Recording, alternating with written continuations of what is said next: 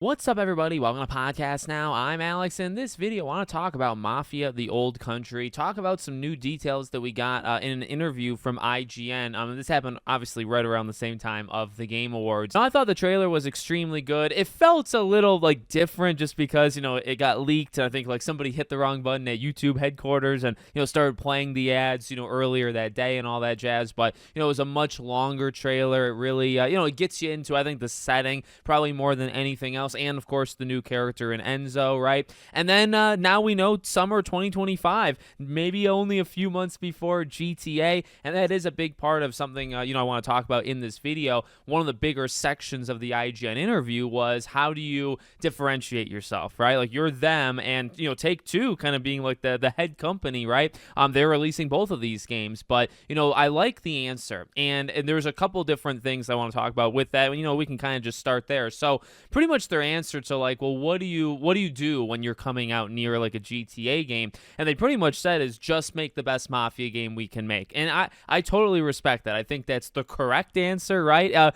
I look, when it comes to the gaming industry, I don't think you can do things in a vacuum. I think you do have to be aware of trends. You have to be aware of what's going on. And I don't know if every single person on the development team needs to be aware, but there needs to, I think, be some people so that you can adjust appropriately, if something happens. And I'm talking about just literally anything, right? But at the same time, you can't be scared off by other games, right? You have to be selfish. You have to generally focus on yourself, make the best game that you can make the best game, I would say, for the fans. That's always something I think people leave out, and these companies don't really ever say it, but you kind of have to do that, right? And you just have to stick to what you know. And so I do like that answer. And then they talked about in terms of, okay, well, the game itself, right?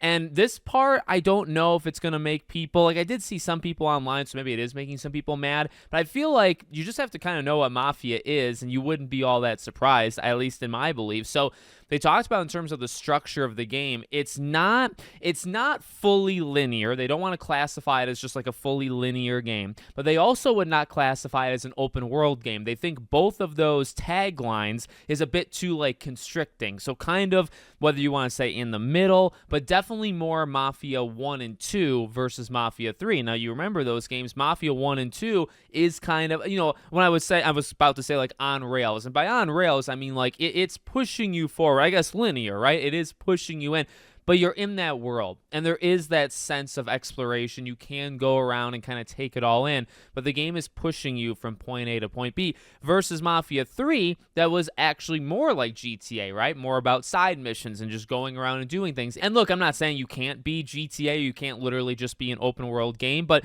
one thing I've talked about so much with Mafia, really since Definitive Edition was announced and was kind of coming back in that way, I don't actually think they've ever been all that great when they've tried to explore the more open world angle of things. I think, especially upon playing, Mafia 1, the remake type thing, and then 2's remaster or whatever in the Definitive Edition, they are at their best when they're telling really great stories. Their stories and their characters. Now, it really puts, I think, a lot of pressure on those things, because if it's only those two, right? I mean, yes, there is gameplay and there's mission variety and stuff. There's other things that make games good or bad.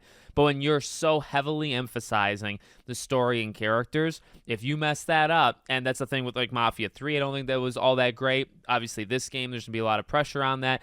That is the main thing, right? But I'm not actually upset about that at all. I saw a couple people on Twitter or X, whatever you want to say, talking about they're at their best when they do open world stuff. It's no, actually, I believe they're at their worst when they really try. Now, again, you have to strike a balance of pushing you from point A to point B, but you're in that world. You're in that early 1900s Sicily and the origin of the Mafia, right? There's something really cool about that, and you've got to be able to explore that, kind of visually and taking in the surroundings and going to all these different areas.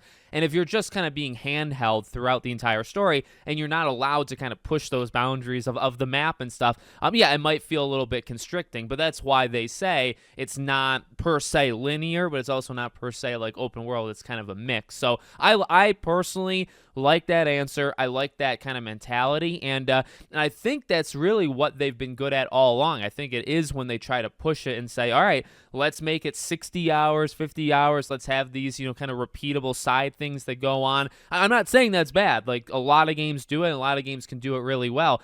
That's not like the handcraftedness. Like, that's just not what they do. You know what I mean? It's not what they're good at. They can do it, I guess. But that kind of spreads themselves too thin, or whatever you want to say. But I think they are at their best in Mafia 1 and 2, which I do think are the two best ones, with the story, with the characters. And beyond that, honestly, the article itself, like, that was a pretty big chunk of it. They talked about, like, the environment and going to Sicily, like, in real life and taking it all in. They did mention, like, very briefly about, because I was thinking, okay, well, when you have period pieces, you think to, like, Assassin's Creed, that's kind of having a hard time with it right now. You say, okay, how much do you respect the culture? How much do you respect, just all that kind of stuff? And, they took multiple trips. They hooked up, I think, with a game studio that's literally there, and they hooked them up with, like, experts, and, like, there's an expert that I think handcrafts knives, and so there's, like, hand-to-hand fighting in Mafia the Old Country. There's also knife fighting, and they actually kind of use that expertise, I guess, from that individual to put it in.